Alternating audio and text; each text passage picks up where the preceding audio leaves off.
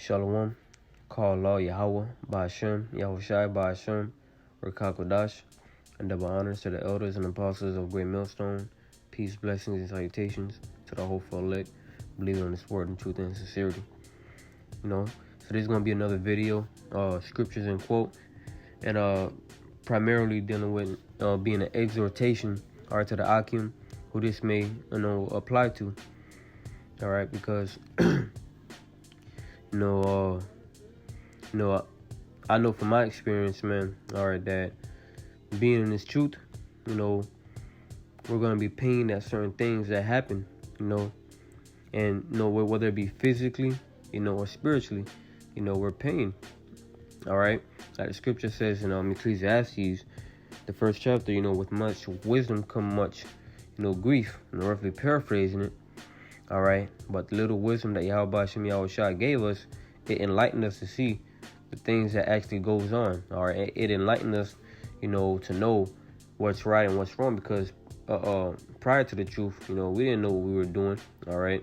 We thought that what we knew was the right way, but then when the Lord brought us in, we saw how bad we were going off, and pretty much we're pained, now being reproved by the Lord, we're seeing the wickedness, and it's like this thing don't stop. All right. But regardless of all that, all this pain, all this suffering that we go through, the scripture says in the book of Romans that the sufferings that we go through, and roughly paraphrasing it, the sufferings that we go through cannot be compared to, the glory that we're going to get in the kingdom of heaven. All right. And that's that progress that, we got to focus on. So yeah, the pain, the pain is here.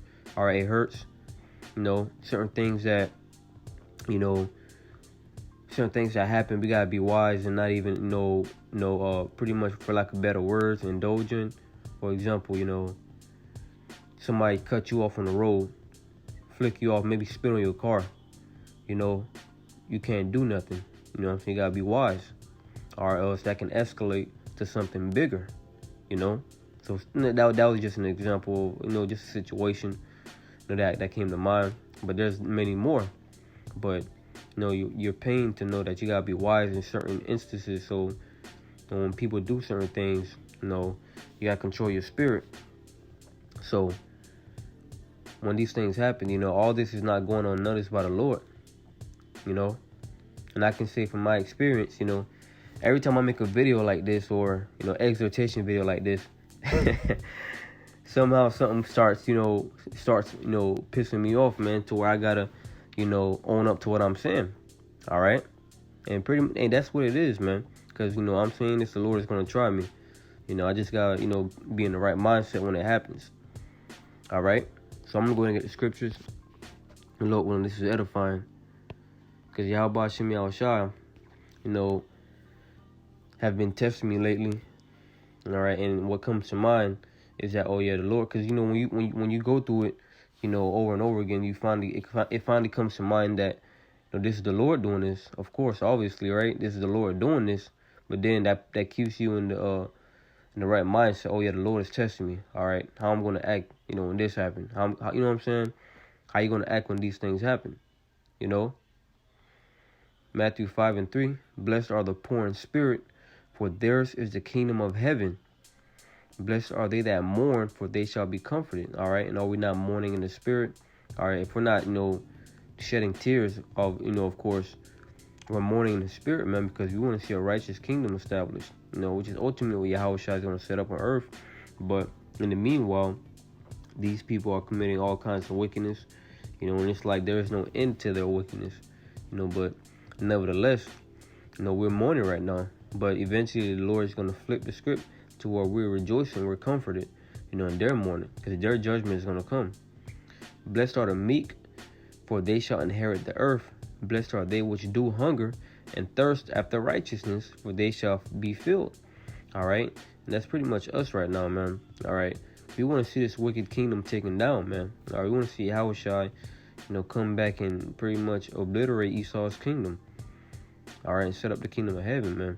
Because we understand when the Lord sets up the kingdom of heaven, all right, that's going to be, that progress. That's going to be the result of our pain. All right, those of us that do endure, of course.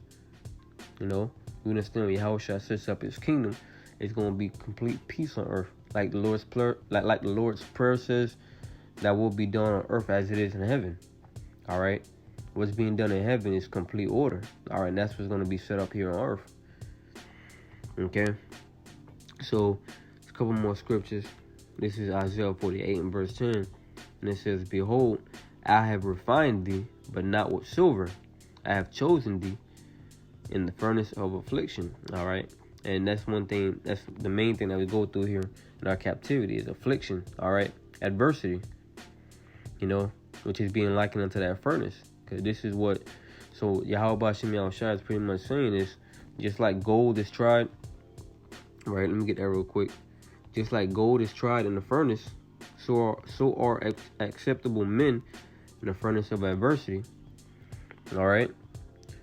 The Lord's, is let me read this real quick. Ecclesiastes 2 and 5.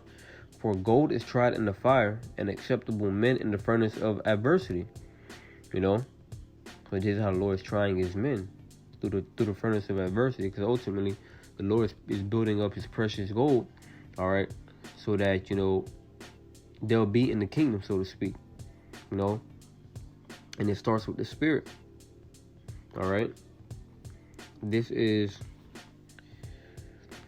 Ecclesiastes chapter 11 and verse 5, and it says, "Many kings have sat down upon the ground, and one that was never thought of hath worn the crown." Right. The one that have never been thought of is who? Jacob, Israel. The men of Israel is not who the world look at as the next rulers. All right. So these people here, they know America is going. The first thing in their mind is either Russia or China, but they're not thinking. They're not, thinking of, Yasha Allah, man. All right, this is going to be the biggest surprise this world has ever seen, man. You know what? As a matter of fact, let me get this real quick. Wisdom of Solomon, chapter 5 and verse 1. It says, "Then shall the righteous man stand in great boldness before the face of such have afflicted him, and have made no account of his labors. When they see it, they shall be troubled with terrible fear, and shall be amazed at the strangeness of his salvation, so far beyond all that they looked for." All right, beyond all that they looked for, because they weren't looking for the so-called blacks, Hispanics, and Native Americans to be the sons of the power, the Israelites.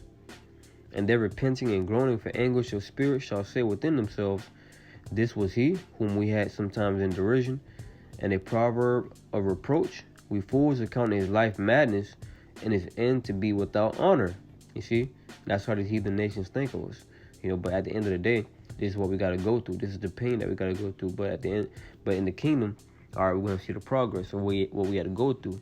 All right, what these other nations, what these other people say of us, it's not going to go unaccounted for. It's going to be a recompense for all of that. And ultimately in the kingdom of heaven, it's going to be a recompense for us too. We're going to, Lord willing, we're the elect. We're going to be in the kingdom of heaven in complete peace. All right, so Lord's word is edifying. Call all Yahweh by Hashem Yahushai, by Hashem Rakakwadash. Double honors to the elders and apostles of Great Millstone. Until the next time, I say Shalom.